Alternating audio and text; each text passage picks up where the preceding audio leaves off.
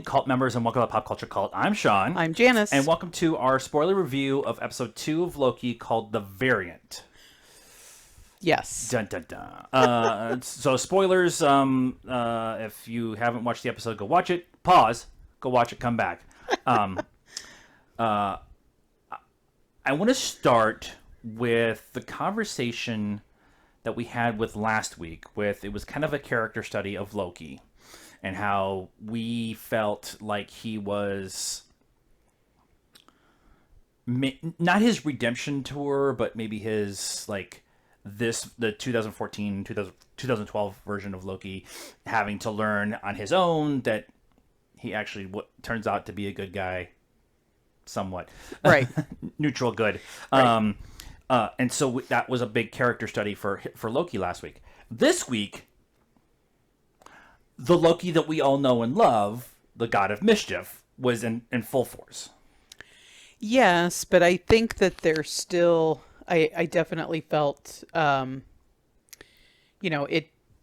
his becoming a goodish guy took 8 years, right? And lots of hits and misses, and here's everything you need to know in 2 episodes. Yeah, pretty much. He still gets there, just in a different way. I really think with him jumping in the portal at the, like we said, spoilers, him jumping in the portal in the end is not necessarily him jumping in to escape the TVA. Yeah, no, I think he's going after her. Yeah, because he wants to know what's going on, first of all, and if he doesn't go after her, then nobody knows where she's going. And so. I also get a little bit of he wants to be the only Loki. Yeah, probably. I really feel like multiple times he kind of talks about being the superior Loki and being the only version or whatever, and then they do true Loki, the one and true Loki. But the scene where they're showing here's all the other variants of what they look like. Yeah. A bunch of comic references in there of different Lokis and whatever. But they were all, like him looking at them like, what? Yeah. Was kind of just that kind of more of a solidifying thing from my head that right. That it's definitely him wanting to be the only Loki. Yeah. I'm interested to see, or Loki Superior or whatever. Loki Prime. Loki Prime. I like Loki Prime. Yeah, that's what we'll call him. So there's a lot of stuff that happens in this episode, but a lot more of it is, it's not as much character building, although there is a bunch of character building in this. So I really feel that this episode was much more of plot building. Yeah. The last episode we talked about, we had to get Loki to a certain point for everything that we're going to do going forward to get him there. Right. And this was the laying out who we're going after, how we're going after them, kind of explaining the idea of the timeline itself and the variants and all that kind of stuff. And also dropping a bunch of question marks, right? After the first one, you kind of got some very subtle hints that the time gods, what were they called? The 3. Yeah, we brought it up last time, and I can't remember what. Anyway, that they, you kind of, nobody came right out and said it, but you kind of, just some of the words that were used, like the, what they call the one true timeline, the one true line or whatever. And it's all very culty. It's all very, the whole conversation with Loki and Mobius about where you come from and why you do what you do and stuff like and that. Why do you believe? It was very religion, right? Yeah. How can you believe that there's a guy up there in the clouds? It's the same thing. It's just a different context. Or context. I was just say different veil, but it's the same.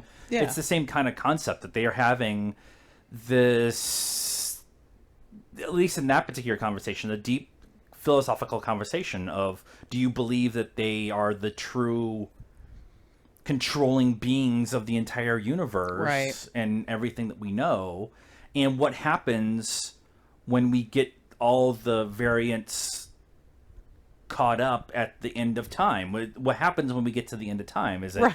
Right. Then it's just Nirvana. yeah, That's not that's yeah, okay, sure. yeah, it And was. that and the the cracked kind of melting base of the one in the middle, in the wall, carved out Yeah, of the yeah, wall yeah. or whatever, that just all that kind of stuff leads you to start thinking these guys probably aren't the benevolent gods that everybody, at They least in the time agency, kind of thinks they are. they talk about that a little bit in that conversation too. When they talk about, Loki talks about, not not all bad guys are bad, and not all bad guys are absolutely bad, and not Right. all good guys are absolutely good. Right. Most everybody is in the middle. Right. And you're having that conversation, and you're having this conversation of benevolent gods, Yeah. fucking with the timeline essentially. Right. And so you're having all of these different kind of conversations, like all I didn't know we were going here. I when I got done with this episode, I'm like, I really liked it, but I really didn't think anything happened other than the introduction of Lady Loki, which we the least known, least hidden fact of the entire, like, Right. whatever, we all knew it Right. was coming. Yeah. But now that we're kind of diving into it, there is, it feels like some big sinister conversation going on with the Time Lords. Right. We gotta learn the name of them. Time gods. Like, what's their motivation? They're just, oh, we're here to save the time. Why? Because they can control everything. Well, yeah, They- but no, but if you take the sinister out of it, and like you're talking to Owen Wilson's character, to Mobius, right? What is their motivation to? I mean, you're all agreeing that these are actual beings of some sort. People have said they've seen them, Right. and they converse with them. That the head Yeah. chick, has conversations. So what? Ravana. The Sure. the head. Yeah. the Yeah. head, yeah. So what's their motive? They like came along and was like, oh, the timeline's messed up and people are fix it. we can fix it. Why? Right. So there has to be there's something. They There's they some kind of feel like the kids with the ant farm. Yeah. A little bit like that, right? Yeah. Like the ants are doing their own thing and are oblivious to the outside world of their ant farm. Yeah. But the ant farm itself is being manipulated and controlled by something else. Right. And Doctor Who dealt with this in the last season with Capaldi. They had that whole arc with the benevolent gods who changed the timeline to keep everybody kind of in step. Yeah. And Loki even tried to do that when he brought everything to Earth, and he was trying to get everybody to follow or just exist because they Yeah. had their own freedoms. Yeah, free will is a trap or a joke or whatever. And they talked about that in the first episode, that Loki was trying to do this, and then they kind of keep laying this groundwork that the time, we're going to call them something different the time overlords, until we figure out the name. Just welcome to the show. Try-time Tenolium, whatever. Somebody's So- in the comments right now. You have no idea what you're talking about. Exclamation point! We don't. It's okay. Yeah. So another thing, just sitting here kind of talking about this that I had brought up is, what's the deal with the copy rings? And Mobius goes to put his drink down on her table, and he's like, she looks at him and he's like, but there's already rings here. And she's like, yeah, you made them. And they keep referring to time is weird here. And so how long have they been doing this? Yeah. And like Mobius didn't seem aware of the fact that he had made those rings. So I kind of wonder if it's not the ant farm thing where they're just doing it over and over and over again because like maybe they're purposely putting these variants out there to see what happens and to see how Yeah. they deal with it, and they could have been there for forever and ever and just keep doing the same thing over and over and over again and Isn't they wouldn't know. isn't what Tony is working on a Mobius strip inverted? Yeah. Is it's and it's a circle. So like Right. we're starting to put a bunch of stuff together here. They keep showing circles and rings Yeah. and to take something from Battlestar Galactica, everything that has happened is going to happen again. Time is just a loop. It's not a straight line. It's Right. a loop. Right. So if they are controlling this particular loop, that maybe there is ultimately different timelines or whatever, and sometimes those timelines kind of come in contact with each other, and that's how we get the variance. Right. But it's one continuous loop. It's always circling in Right. on itself. And they're doing it to like, okay, in this timeline, we're gonna throw Thanos in with the gauntlet and see what happens. Yeah, and, yeah. Okay, that happened. So now in this one, we're gonna pull Loki out before all that happens and see what happens yeah. and how that like just for their entertainment. It feels like for the like I said the ant farm kind of idea, Yeah. but there's definitely Loki is ultimately going to be the good guy of the show. You're not going to Yeah. have him be the Well, big bad in the so show. I wonder if he is the outside force, right? They Yeah. caught him, they brought him in because, Mobius is like, oh, he can help, but he actually is from outside of all this stuff going on, and he'll ultimately crack it or I break we it. all Or, thought that WandaVision was going to be the actual breaking of the timeline. right, We all know the multiverse is coming in Right. Doctor Strange. It's not a secret. right. And so we all and thought, that's what these guys are for, right? Is to keep the multiverse from happening again. Yes. They brought all the multiverses into the one timeline. Right. And so One true timeline. one true timeline. So that idea that Loki instead of Wanda being the one that blows it up, Yeah. it's actually going to be Loki, Yeah. who isn't going to necessarily blow it up, but he's going to break the Break it wheel. open. Yeah, Yeah. he's going to break the wheel. Yeah. Again, I'm still in lines from other shows, but the idea of you break the circle of repetitive Yeah. time, Yeah. and now you're going to have this crossover with all these different versions of different things, which is why the rumors for Spider-Man is kind of the way they are, and kind of why we know the multiverse is coming and Doctor Strange, and that's kind of possibly like lay out stuff for going further in Phase 4 and stuff like that. Not necessarily saying Shang-Chi, but like although that it's going everything in Marvel is going to be affected by what's going on. To a certain extent. I mean, in the previous phases, there was stuff happening like Guardians of the Galaxy was completely outside. The first one was completely outside of what was happening with the Avengers on But they Earth. had an Infinity Stone. Right, but that There they was- didn't know that They didn't, until until late. later. Yeah. So yes, it could all end up tying in.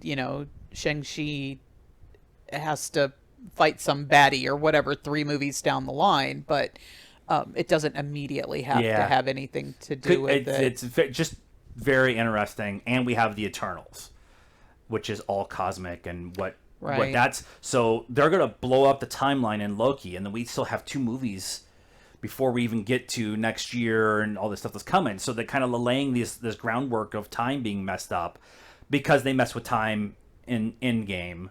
And now time is really screwed up. Right. And so, and everybody, like all these theories and conversations about Steve taking all this stuff back to where it's going on. Which was a break in the timeline. Which was a or break in the whatever. timeline. Yeah. And then this week, there was a leak of something on accident, whatever, but it shows Jane Foster with Mjolnir.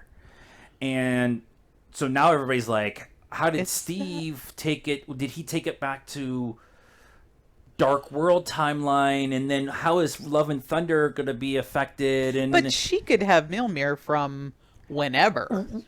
Again, She could have but gone. you're messing with time, and so Yeah. all this stuff is going to be because we love Doctor Who and we love time travel stuff. Yeah. Like, and that concept, we are understanding a lot of the time travel conversation, and that some paradoxes just can't be explained. Like Right. there's time travel paradoxes that you just Right. can't.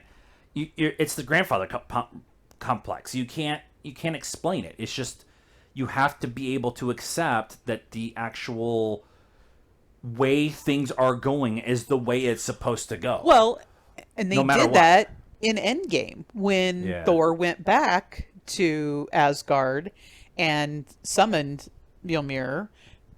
So if he got Mjolnir there and took it back with him, then Mjolnir couldn't have been destroyed by by Hela. by Helga. Yeah. Yeah. Because see, it's because it's it went with him into the future. engage in the story that is being told. Anyway, back to Loki. Back to Loki. So I would like to point out that again, so I pointed out last week that the DB Cooper scene that we all saw in the trailers, and everybody was like, "Oh, he's gonna go around and have to fix these breaks in the timeline or whatever." And so far, that one and Pompeii have been nothing like that. Yep. There's only 2 shots that have happened in the trailer that we haven't gotten yet, which I think we're going to get in the next 2 episodes. And that is President Loki, which I think we'll probably get in the next episode, which is straight from the comic. Right. They did a whole comic run of Loki in the post-apocalyptic as president, whatever. So we'll have President Loki, and then there's a shot of Loki and Lady Loki, the other variant, talking in some crater in what is left of New York with the Avengers Tower in the background and stuff like that.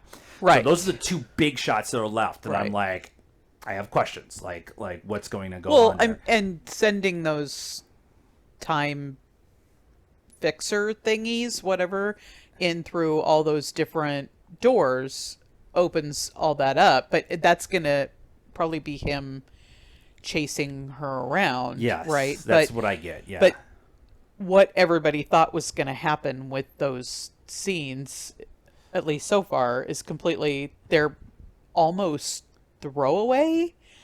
I mean, yeah, they went to Pompeii and they figured stuff out. And they figured stuff out, but Yeah. it honestly had nothing to do with Loki being there trying to fix the timeline and the same Or thing mess with up the DB timeline. Cooper. Yeah, it yeah. was a dare that Thor sent him I off still on love that. I Yeah, still love so- that. So stop your, Speculate responsibly. speculate responsibly. That's fair. I'm going to take the line. I'm going to take lines from everybody else tonight. From Force Center, they talk about that a lot. They speculate. It's part of the fun of this, this fandom, and the Star Wars fandom and Doctor Who and stuff like that. But you need to do it responsibly. Yeah, and don't get butthurt when your theory didn't pan happen. out. Right. I'm having that conversation on TikTok with a lot of people on Star Wars right now. We have to talk about Lady Loki. Yep. The worst kept secret in all of Marvel. Yeah. We all knew. Yep. Some people here talked about it could be a misdirect. We both talked about Marvel's history of doing misdirects. But this one felt like it made the most sense for what they were trying to tell story-wise. Yeah. That we were going to get her. So, and I know nothing about her in the comics. and I know nothing about her as well. I was a little underwhelmed. We'll see. I am reserving judgment for future episodes, but I was like, huh. So she's a brunette in the comics, like Loki Prime. We're gonna go with that until we're told differently. I'd still like Loki Superior, but she's a brunette in the comics. But the idea, I'm sure there's a variant of her as a blonde or a redhead or whatever. I don't know. Maybe I expected like Hela-esque, What I really thought that the big fight between Loki and Lady Loki was going to be a fight. And that fight ended up being Lady Loki controlling people at the Rocks cart. Yeah. And I'm not disappointed in that. Yeah. But it led to the reveal of her that we already knew coming a little blasé.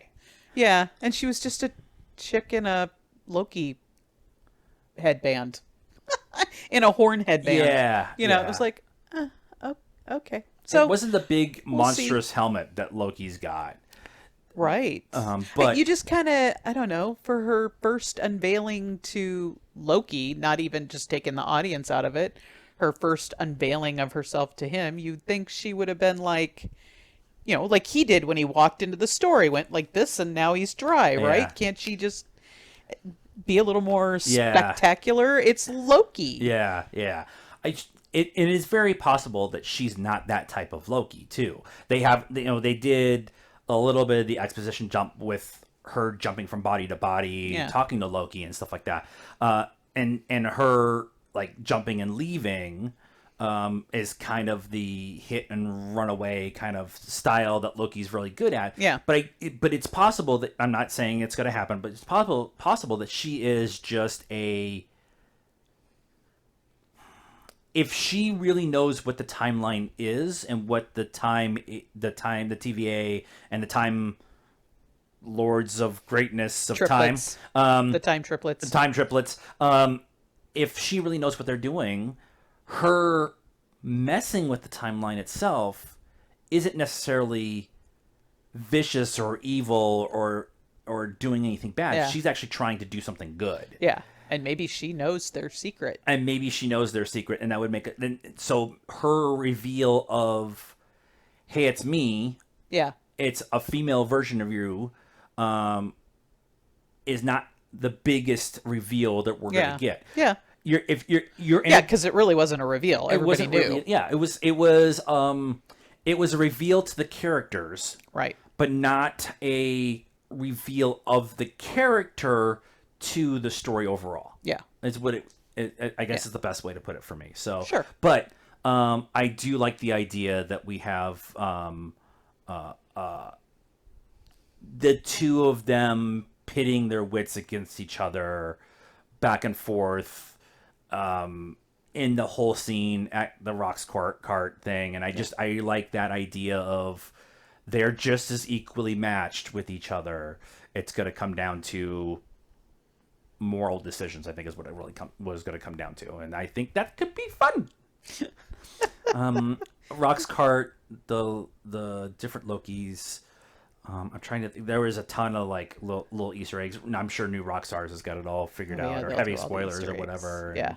Yeah. But overall, I like this episode. I don't think I like it as much as the last episode because I really liked the last one with its character development for Loki. Yeah. I really love I love Loki's character development throughout the entire series, and then coming back and doing it again, but doing it differently. Yeah. I really appreciated that. But this episode I thought was really good too.